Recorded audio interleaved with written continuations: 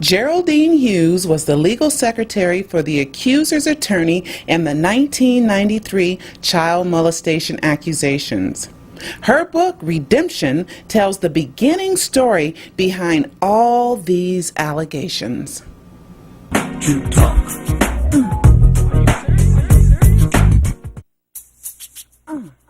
I came to the realization that there was a reason why I was there in '93.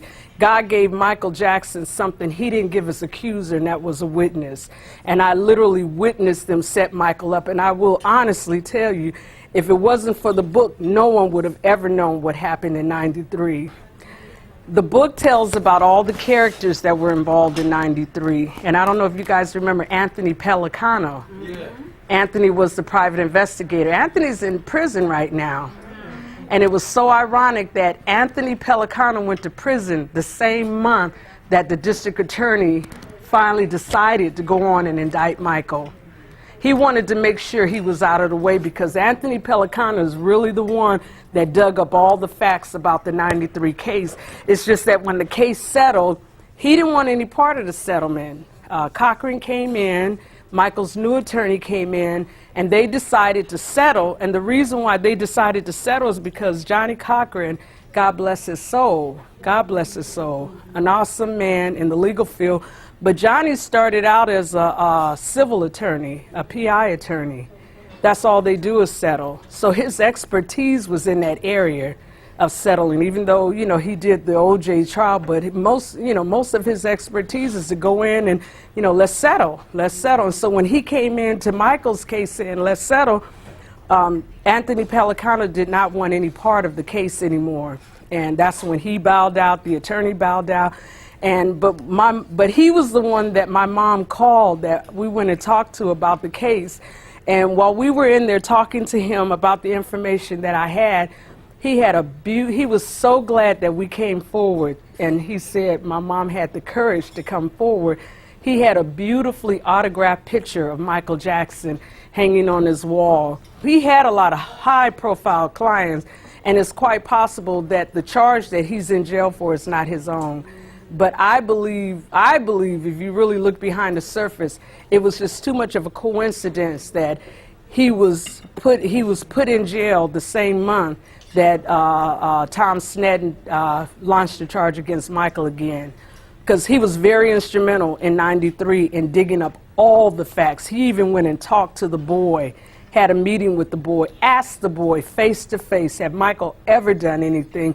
And Anthony Pellicano, he was an Italian, they call him kind of like a mobster kind of guy, but you know, they may be of that mentality, but they're very family orientated. Anthony Pellicano would not have ever taken on representing Michael if he had a clue that Michael was possibly guilty of harming a child.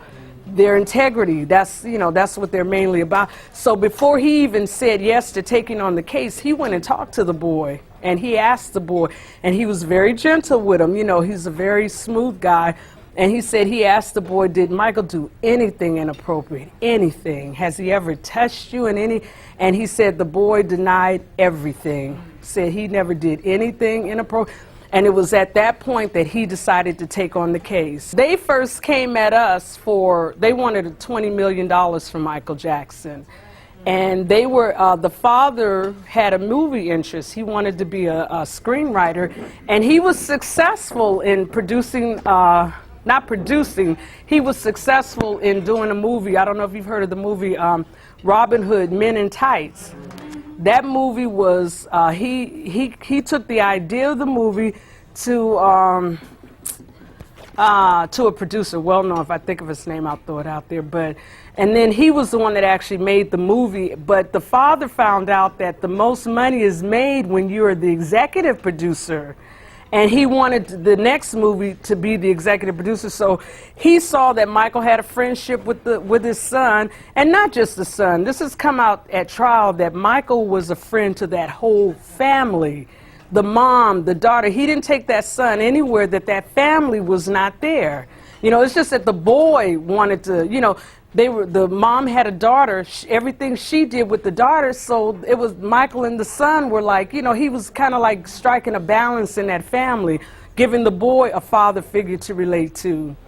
And when he didn't pay the money and he refused to, you know, to be a victim of the extortion attempt, when he didn't pay the money, the father did just what he said he was going to do. He said, I'm going to destroy you.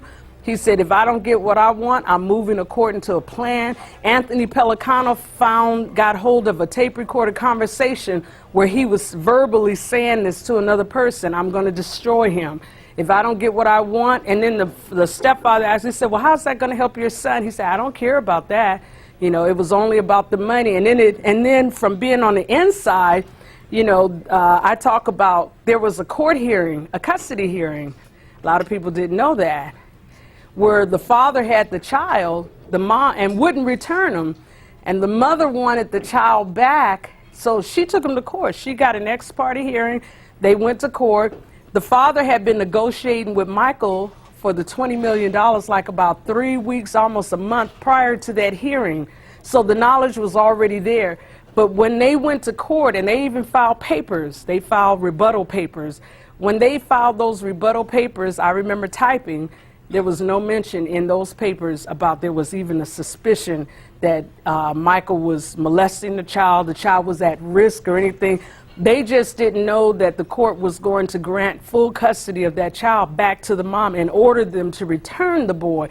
And I remember this date like it was yesterday, because I'm in the office saying, I'm waiting to find out how this hearing is going to turn out. I'm all nosy and everything. And the day that they went to court and the judge ordered them to return the boy back to the mom, that was the day, instead of returning the boy back, that was the day that the father took the boy to the psychologist. They had already planned that was how they were going to report it, because none of them could pass the character test. I typed a letter. I was the one that typed the letter, where the letter was telling the father how to report child molestation or child abuse by using a third party. There's a chapter in here called the third party witness. And so he had already had it planned. He sent the letter to the father. He had the whole thing, you know, planned up. And then the other part that's kind of interesting is my attorney had represented a lady prior to this, and this lady was trying to get custody of her children in a divorce action, and she wanted to guarantee full custody. My attorney had her charge the father with child molestation. And sure enough, you know, you go to court, you guys have read these reports. As soon as she mentioned that, she got full custody of her children. And this happened just before the Chandler case came. So he had already tried and tested that he had already put it to the test, and it worked just perfectly. The media has been very clever in disassociating him from the black community, but when you go and see what he's been doing behind the scenes that he's never wanted any credit for, he's our biggest supporter from Africa, of our mother country, Africa. He's the if biggest supporter of our black colleges, always has been. He's never wanted any credit for this, you know. And I said, well, if that's not black, I don't know what is.